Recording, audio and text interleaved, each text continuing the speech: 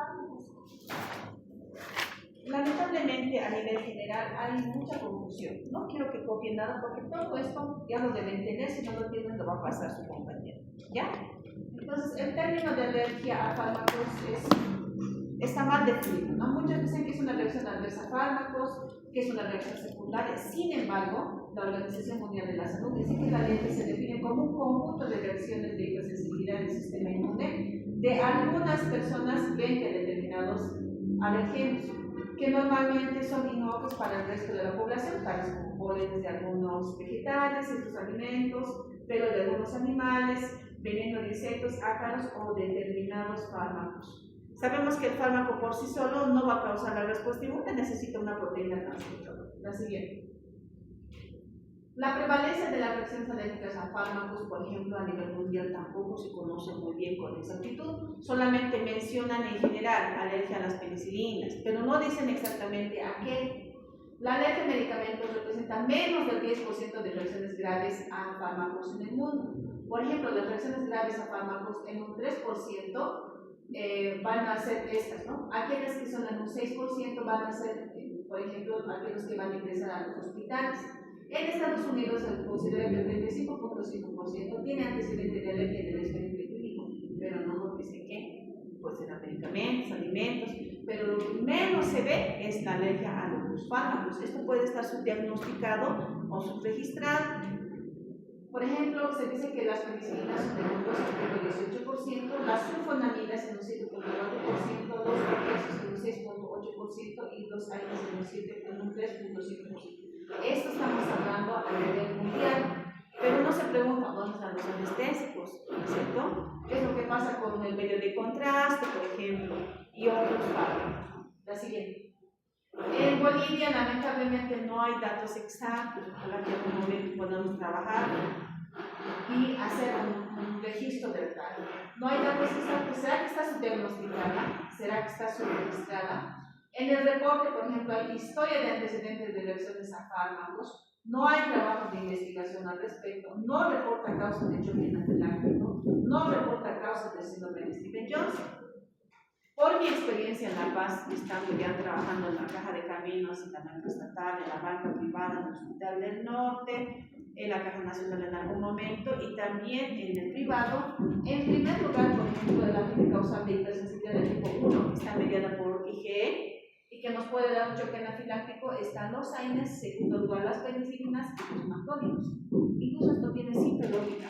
Sabemos que para tener alergia tiene que ver una predisposición genética, o sea, no todos van a tener alergia a los medicamentos, pero sí algún abuelito que ha tenido asma, rinitis o ha tenido alguna falla en la respuesta inmune, como vamos a hablar en la primera clase, puede.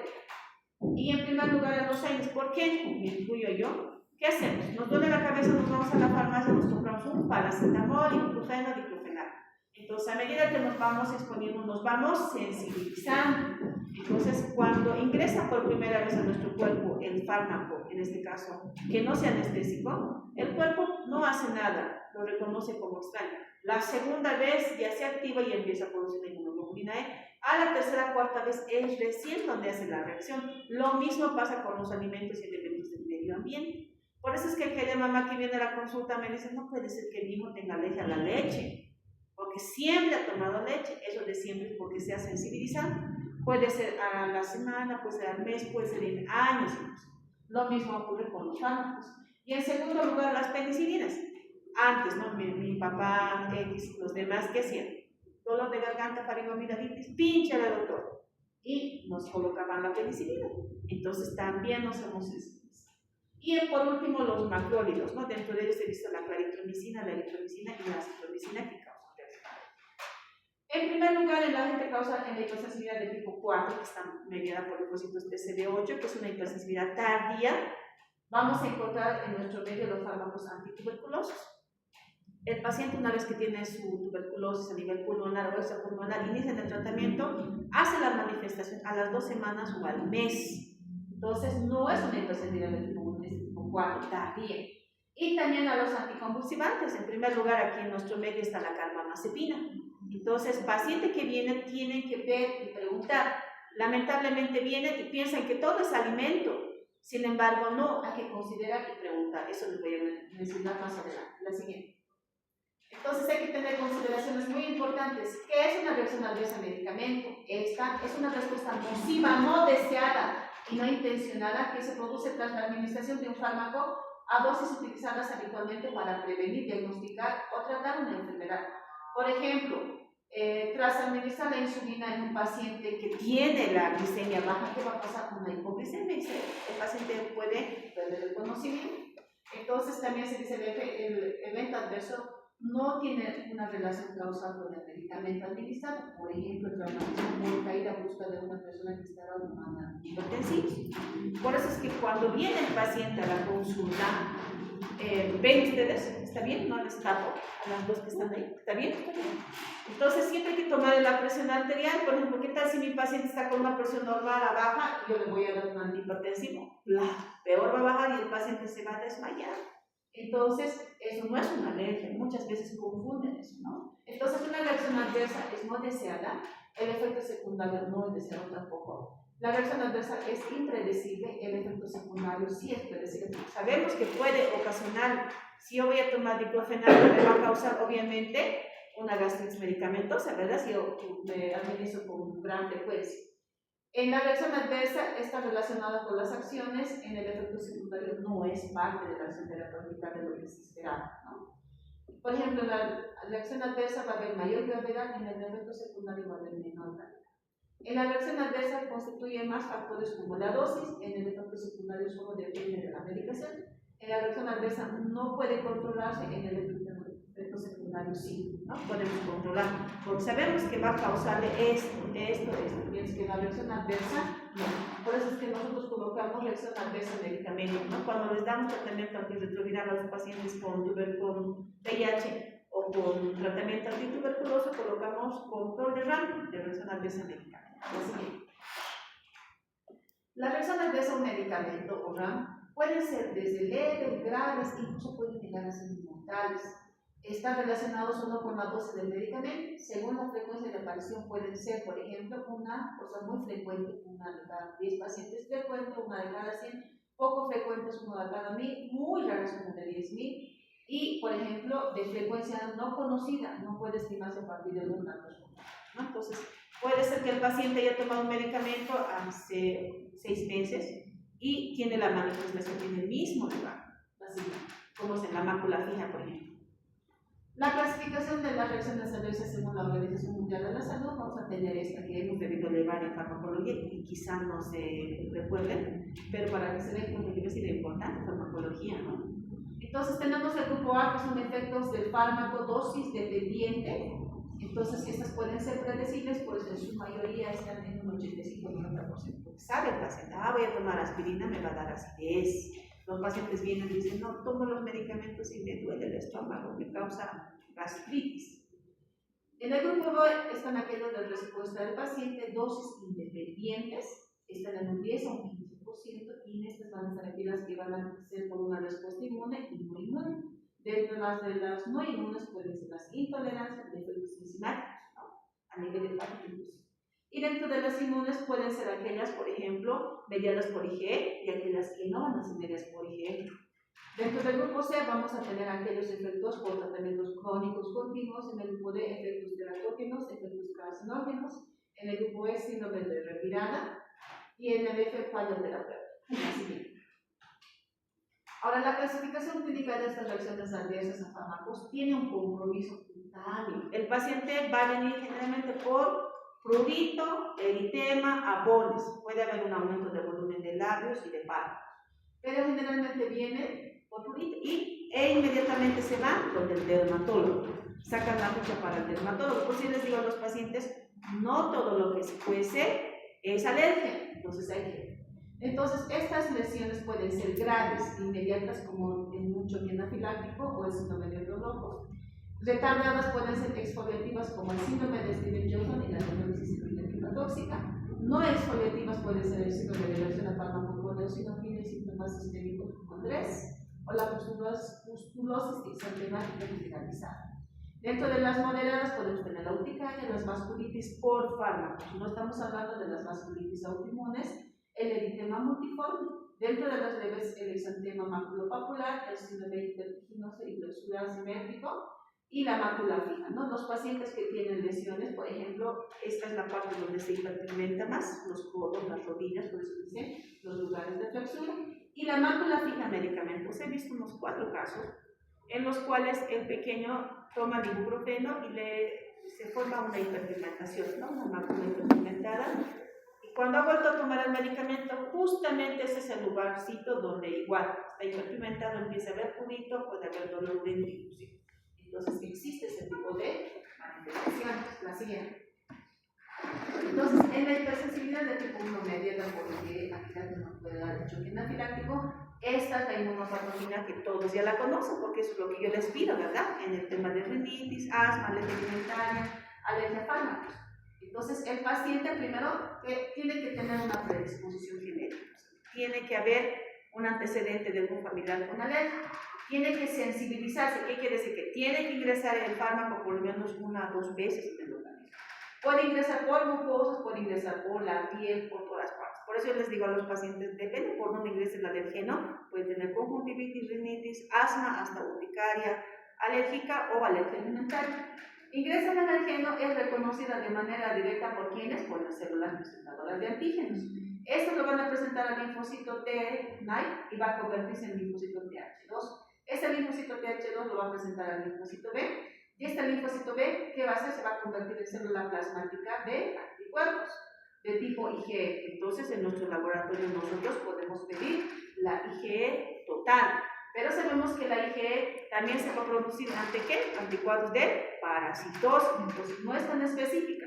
Pero si llega mi paciente al hospital, yo sí le puedo pedir una IgE de un paciente que tiene sospecha de alergia. Entonces, se han visto casos en los cuales sí la IgE está elevada. El rango es hasta 200, pero puede estar más de eso.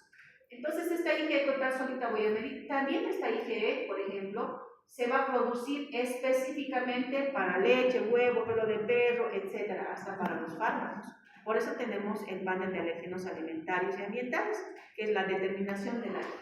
Entonces, yo puedo medir la IgE total o la IgE específica para estos elementos o alergenos. En nuestro medio no tenemos la IgE específica para fármacos, solamente tenemos para leche, huevo, pelo de perro, etc. Eso hay en el Celadis, también hay en el Plexus, hay en la Phoenix, pero es bastante caro. El más económico es Celadis. Entonces, una vez que se produce esta IgE, se va a ir a adherir a los mastocitos y a los basófilos, a los receptores de fracción cristalizada de este inmunoglobulina.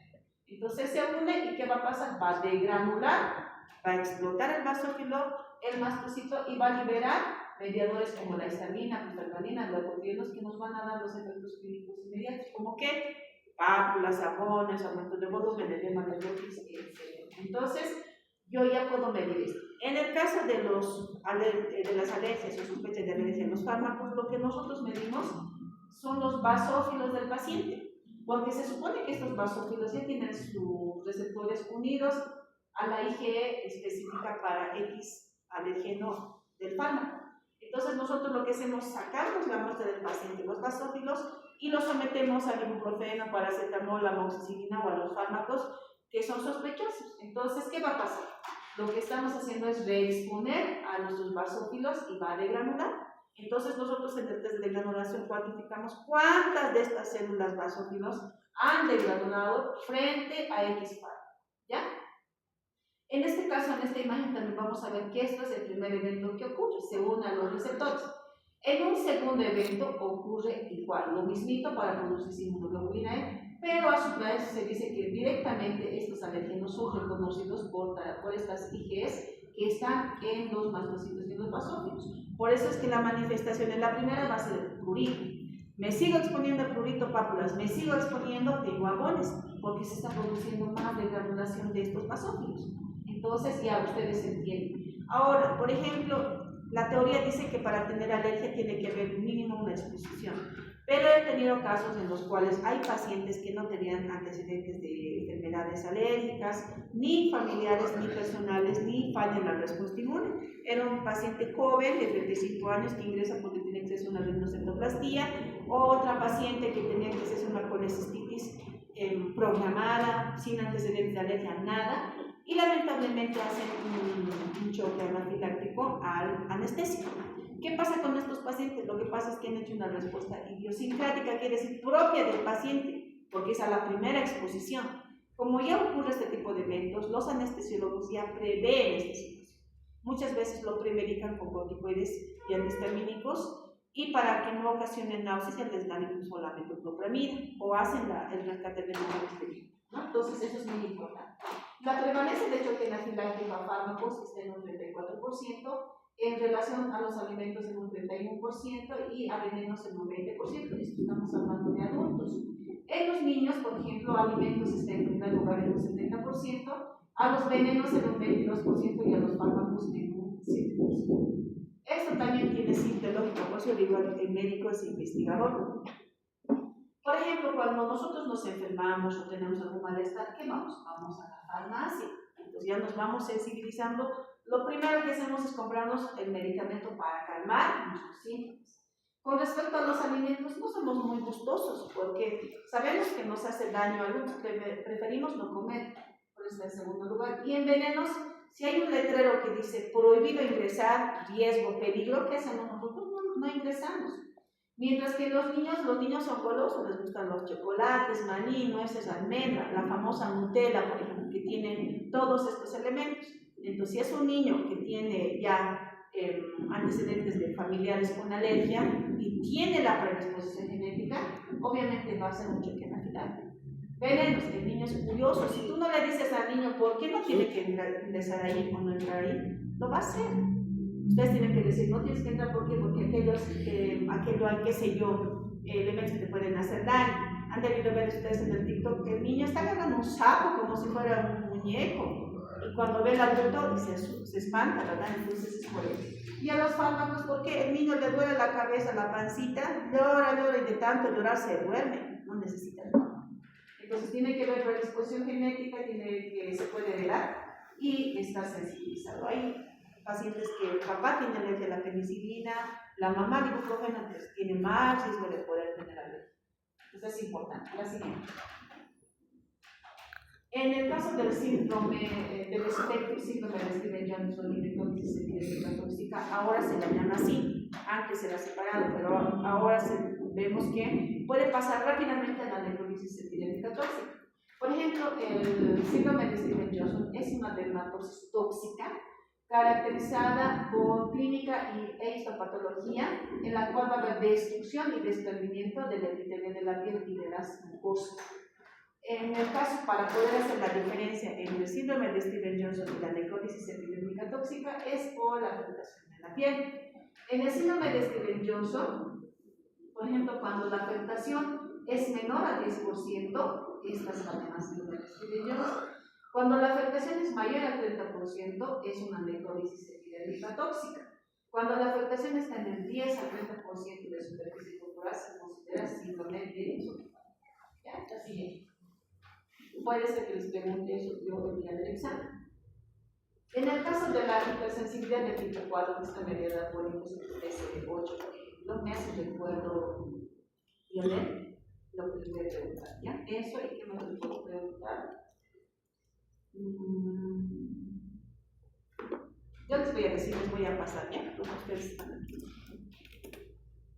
En el caso de la hipersensibilidad de tipo 4, que está mediada por el IPC8, que dijimos que está dada, por ejemplo, dice que la afectación va a ser en un 2 a 9% de individuos por millón, por eso es rara, no es frecuente, ¿no? Muchos incluso la desconocen entre los colegas, incluso los médicos con especialidad. Entonces, su incidencia, su gravedad y ambas es mayor en aquellos que son receptores de trasplante medular, o sea, pacientes con VIH, pacientes que tienen asociado una infección con Pneumocystis jirovecii, aquellos que tienen enfermedades reumáticas o autoinmunes como el lupus eritematoso sistémico. Entonces, también tiene que ver una predisposición genética, también se puede heredar y tiene que ver el periodo de sensibilización. Por eso, dense cuenta, antes la teoría de la alergia decía por primera vez, ¿cierto? Ahora sabemos que no es así. Por eso es que yo les recomiendo a las enfermeras, por ejemplo, en las salas donde van a pinchar, tengan siempre la clorfeniramina, la dexametasona, por si acaso la adrenalina. No he llegado a usar yo en toda mi vida como científico, médico tampoco, la adrenalina. Con la Dexa y la hidro generalmente llega a no presentar mayores manifestaciones. En el caso de los niños, la ceticina ustedes van a ir a provincia, entonces eso tienen que decir al personal de salud, que tenga siempre a la mano la Dexa, la hidro, porque a veces no está a la vista, está haciendo reacción al paciente hasta que vayan a buscar a la caja de paro. Lo mismo ha pasado alguna vez en el norte, no hay adrenalina. Entonces no puede ser que en una caja de paro no tengamos adrenalina. Entonces tiene que haber Dexa o hidro más la flor. Le pincha de la nalguita y con eso va a estar bien. En los niños le dan una cucharada de la cetiricina y como es no se absorbe rápidamente y pueden darle incluso el boticoide, ¿no? En gotitas, si es bien. Pero como les digo, no ha habido más manifestación. Entonces la inmunopatogenia de esta, ¿qué es? Por ejemplo, los fármacos, cuando nosotros nos medicamos, se va a eliminar en la orina las heces que también en la piel, ¿verdad? Se elimina. Entonces, ¿qué pasa en este síndrome de Stevens-Johnson, en este hipersensibilidad de tipo 4? Este linfocito TCD8 va a reconocer a estas células, a los queratinocitos, y lo va a destruir de manera directa. Va a sufrir apoptosis. Entonces, por eso es importante, porque al liberar, por ejemplo, este linfocito TCD8 va a liberar granzinas y perfoinas que van a destruir al queratinocito, por eso es que va a aparecer un gran quema. Siguiente. Las manifestaciones clínicas por hipersensibilidad de tipo 1 medianas por IG pueden ser desde simples eritema, pápulas, hasta ver una afectación en conjuntivas y en cosas.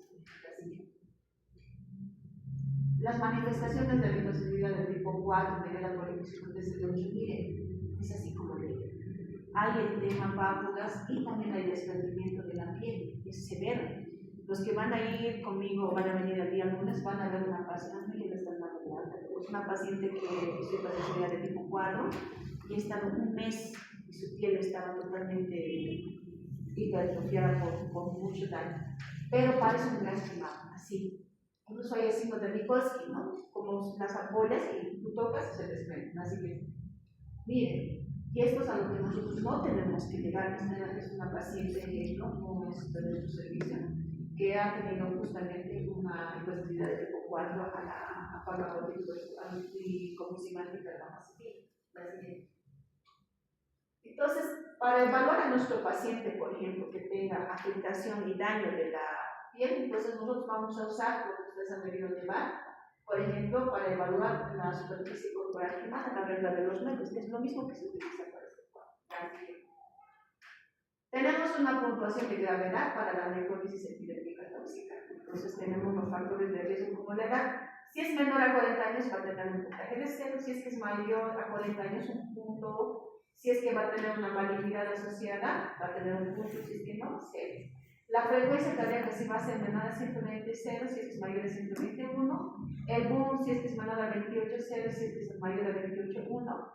Con respecto a la superficie corporal afectada, si es que es menor a 10%, 0, si es que es mayor a 10%, 1, al bicarbonato sérico, si es que es menor a 20, 0, y si es que es mayor a 20, 1, la glucosa, si es que este va a ser menor a 252, 0, y si es que es mayor a 252. Fíjense, ya con esto nosotros podemos hacer un pronóstico de cómo va a estar nuestro paciente si tiene alta tasa de mortalidad. Si es de 0 a 1, 3.2% de tasa de mortalidad. Si es que es 2, 12.1. Si es que es 3, 35.3.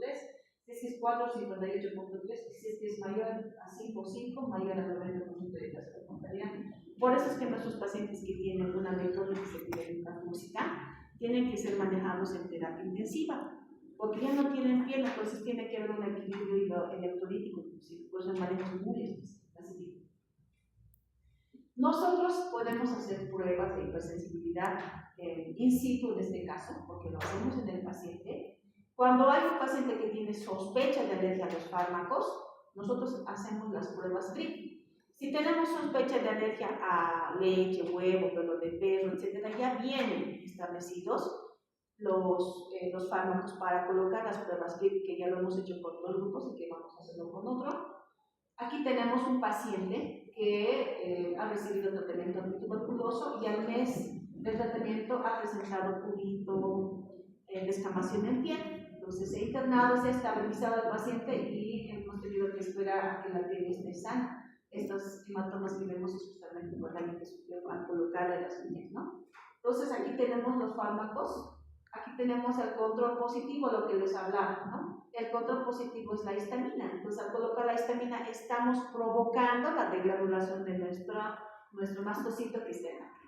Tenemos fármaco 1, 2, 3, 4, 5. Esto es, por ejemplo, la rifampicina y la isoniazida, porque tiene ese color. Entonces, ¿cuándo es positivo? Cuando se forma un abón de 3 milímetros. Y ahí también tenemos el LT.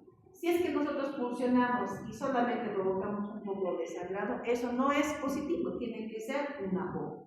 Entonces, con esto yo puedo mencionar que mi paciente está cursando con una hipersensibilidad de tipo 1, mediada por IgE, que si yo lo expongo va a ser un choque anafiláctico. En otros países ya vienen establecidos, en Argentina.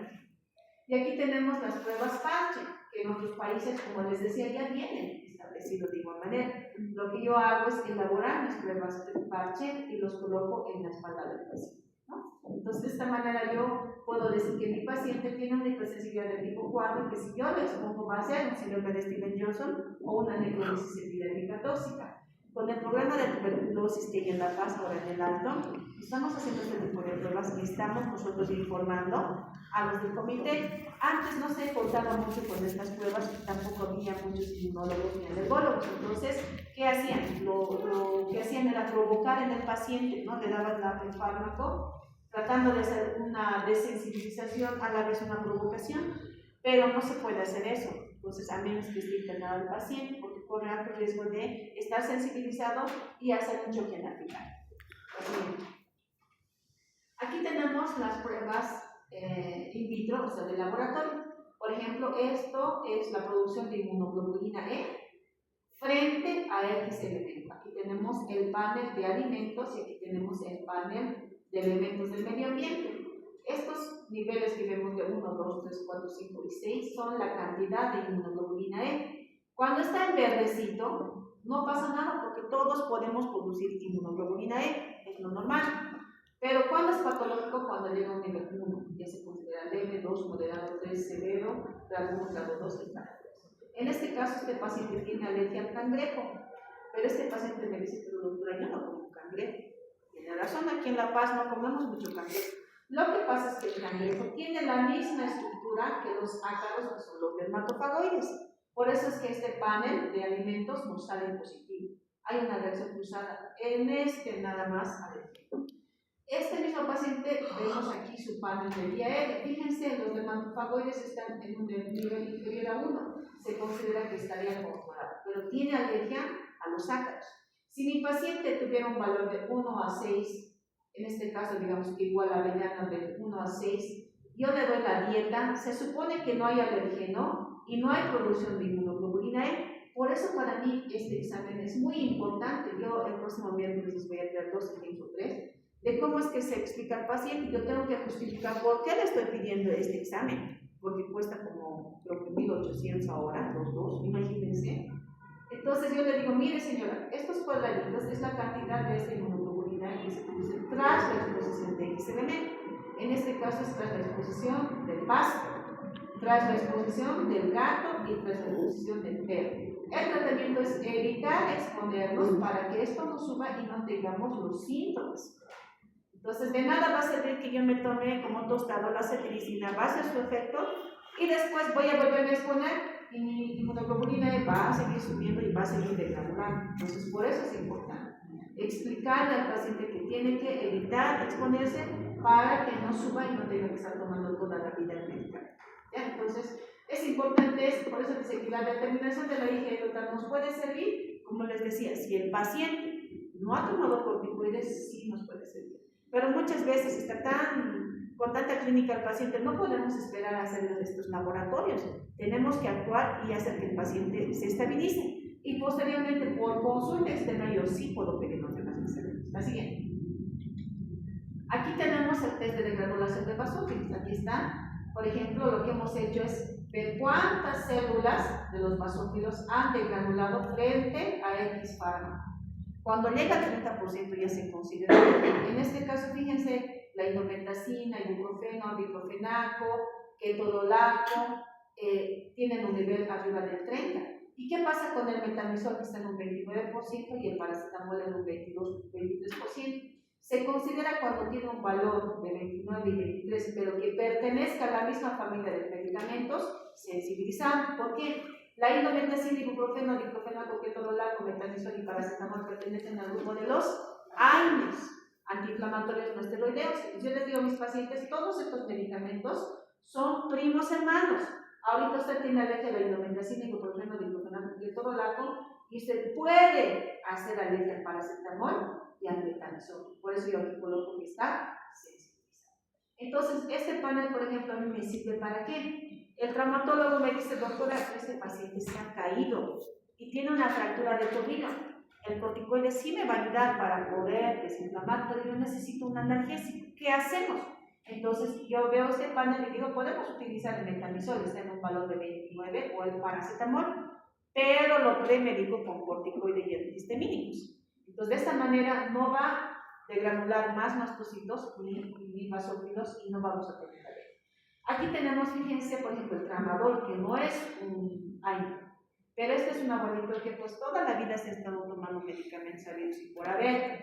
Vienen y me dicen, me trae su cajita de medicamentos para dormir, para el sueño, para la depresión, para la ansiedad, para la presión, diabético, más de paso. Y yo le digo, ¿tanto tomas?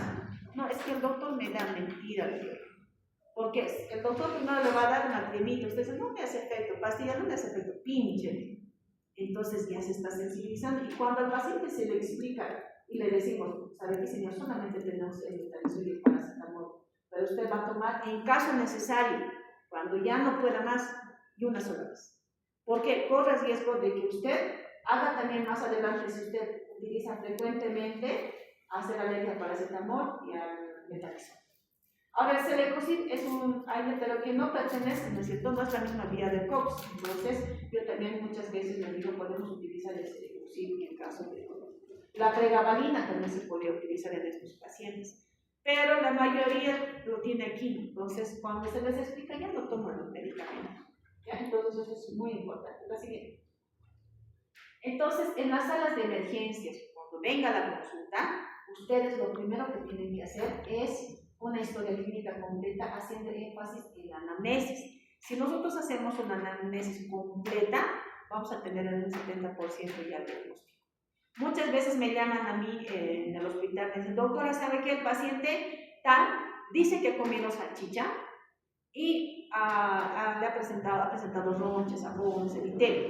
Ha ido al consultorio y en el consultorio le han dado ceftriaxona, le han pinchado, ha mejorado. Pero al día siguiente ha vuelto a emergencia, le han vuelto a pinchar, ha mejorado y ahora otra vez está volviendo a la emergencia.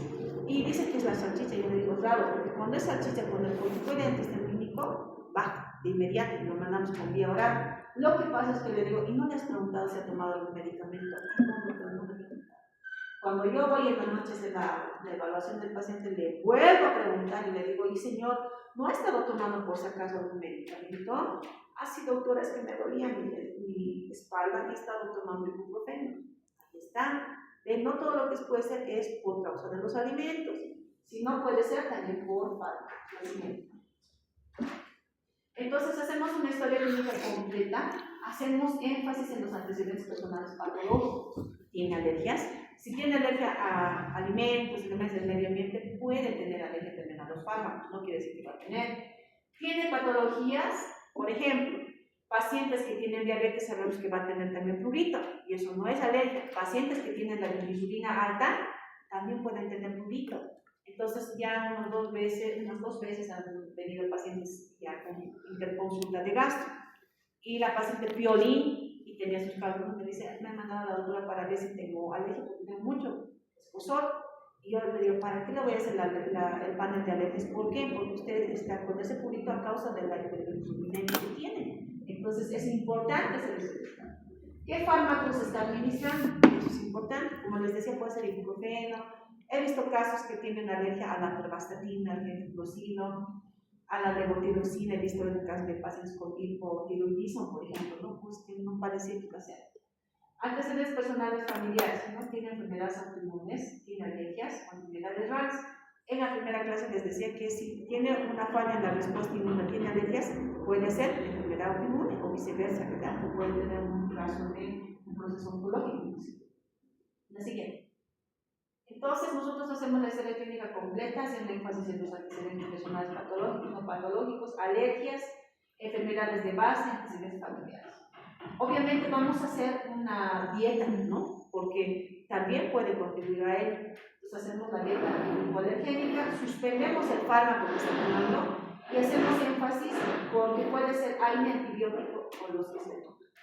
Y vamos a hacer clínicamente, tratemos de diferenciar. Muchas veces no se puede. Pues yo coloco hipersensibilidad de tipo 1 versus 4 a ibuprofeno, ¿no? ¿Por qué? El paciente, para que no le riñan en emergencias, no puede decir, esta mañana me han salido los granos, o ayer. Y si le digo hace 3 días, 4 días, va a decir la enfermera o el médico, ¿qué esperas? Porque has venido ahora en emergencias, has esperado 2 semanas y ahora se te ocurre venir cuando quiero dormir, ¿cierto? Entonces nos puedes transmitir el paciente, entonces colocamos hacer los diagnósticos diferenciales.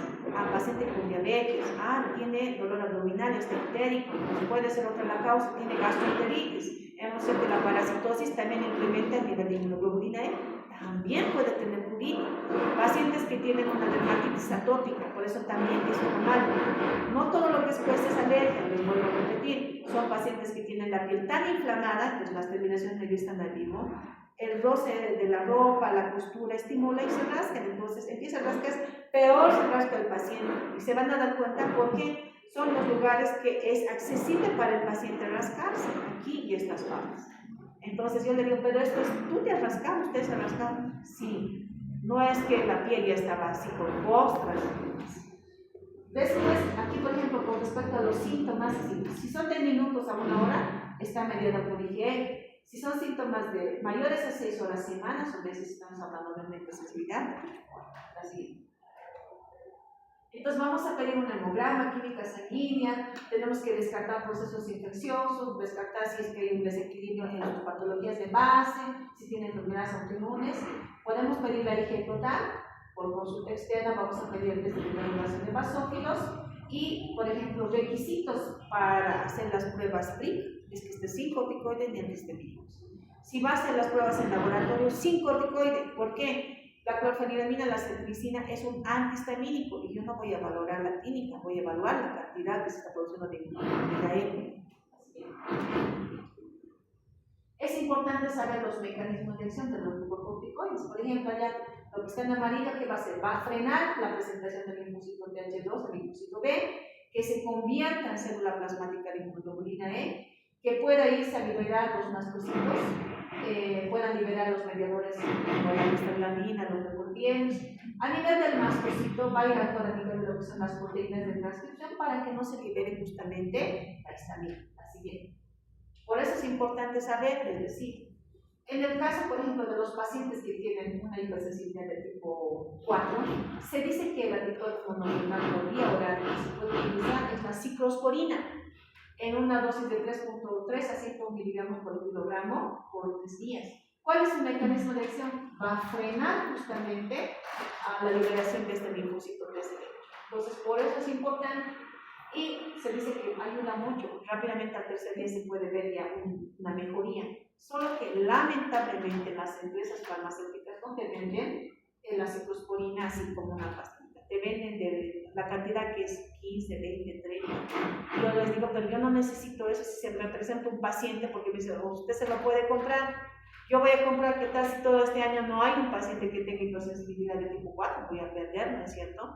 Y cada fármaco estaba entre sus 300 bolivianos, entonces tampoco han querido vender de manera así igual, porque se usa justamente para pacientes con enfermedades autoinmunes. Entonces, ¿qué hacemos? Podemos utilizar pues, la ciclosporina, pero generalmente con los corticoides y los antihistamínicos, los pacientes pues recuperan. ¿Por qué? ¿Por qué les he puesto aquí controvertido? Antiguamente decían, pero ¿qué tal si le colocamos corticoide al paciente que tiene síndrome de Stevens-Johnson con necrosis epidémica rústica? Lo vamos a inmunosuprimir y el paciente puede tener un proceso infeccioso, ¿cierto? Sí. Pero si mi colega me dice, Dina, ¿sabes que este paciente está con una infección urinaria severa, pero ha hecho alergia a la ceftriaxona? pero necesita antibiótico, yo puedo cambiar, no le voy a dar cefalosporinas, puedo utilizar un macrólido de otra familia. Yo le digo, usa otro medicamento que no pertenezca a las cefalosporinas. Ahora, si mi paciente hace a las cefalosporinas penicilinas, entonces a ningún betalactámico puede dar un sabor. Entonces, si yo les digo, la mayoría de las reacciones alérgicas son. Entonces, si es que necesitan. Ahora, otros, por ejemplo, dicen que podemos usar la plasmaféresis, ¿no? Lo que vamos a hacer es barrer con todos estos anticuerpos.